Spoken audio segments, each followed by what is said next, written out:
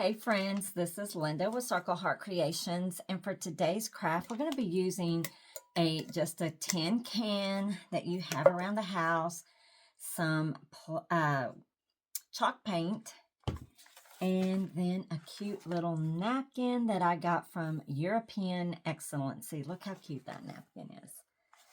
Okay, so we're going to get started on this. We will be applying the chalk paint onto this can. So let's get started. Okay, so we're going to take our Waverly paint in the color plaster, and we're going to give this a full coat here. I think I ended up um, applying 3 full coats of this because it is 10. So in between each coat, you do want to give it a dry. So right here, our first coat, we're giving that a dry, and then I'm going in with a second coat and then going to give that a dry as well, the second and third coats. So we're going to give that a dry. And then I decided that it had these ridges. I really wanted more of maybe just a different look on this. So I did get my spackle. You can get that at the Dollar Tree. And I'm just applying in between those ridges to kind of soften that up a little bit, plus give me some more texture.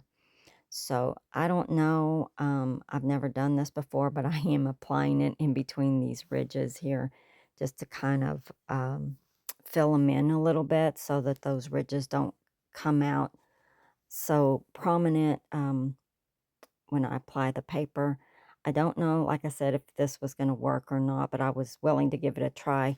So I did apply that, and now I'm drying it. You want to make sure it's completely dry before you go applying your decoupage medium. So this napkin, it is a European Excellency napkin. How cute is that? It just um, gave a very vintage vibe to me, so I decided to use this. I love the little bunnies.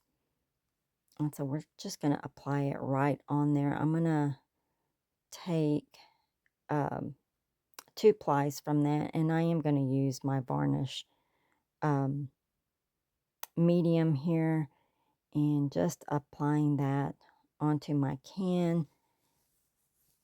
And then I'm going to tap it down with this foam brush because that paper is, or I'm sorry, that napkin is very thin.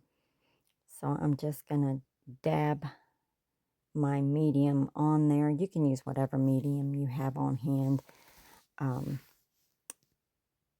But I'm just merely just applying it underneath the napkin, and then on top, like I said, I'm just kind of patting it very carefully with that foam brush, and it just went on pretty good, y'all. I love the texture um, that the spackle gave it. None of it flaked off, so it worked pretty well.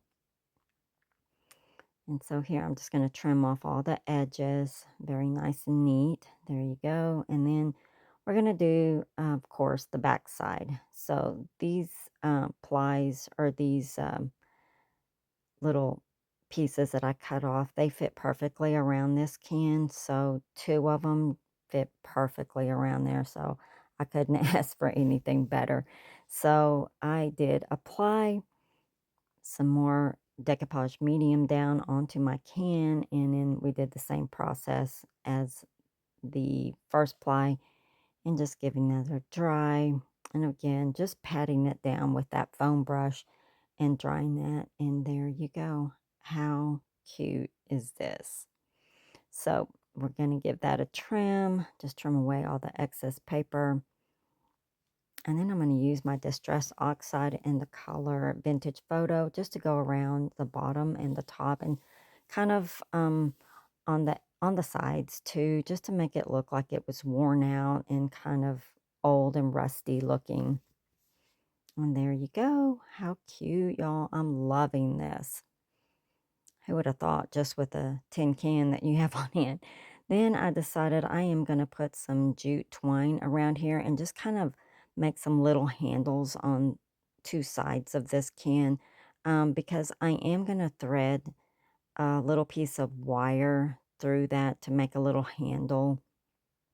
And I mean, you can leave it like this if you want to, but I decided I needed just a little bit of something for the so that I can thread my wire through.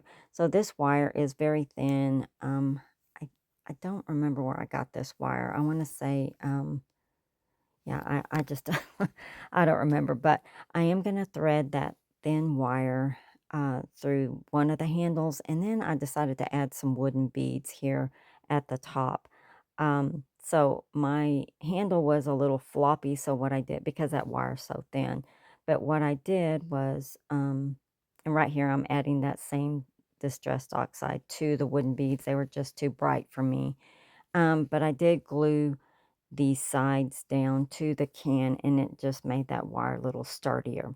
Here I got some carrots. I don't remember where I got these from. They may have been either Hobby Lobby or the Dollar Tree, but I am kind of adding a little distress oxide to those too. I pulled off that stem. I did not like the way that looked and added my own greenery to it. Kind of made it more realistic.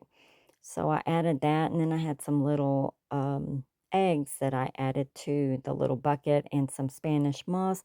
And then I'm going to top it off here, or just finish it off with a little sari silk bow that I made just really quick.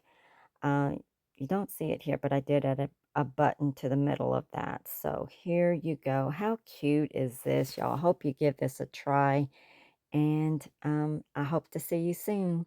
Bye bye.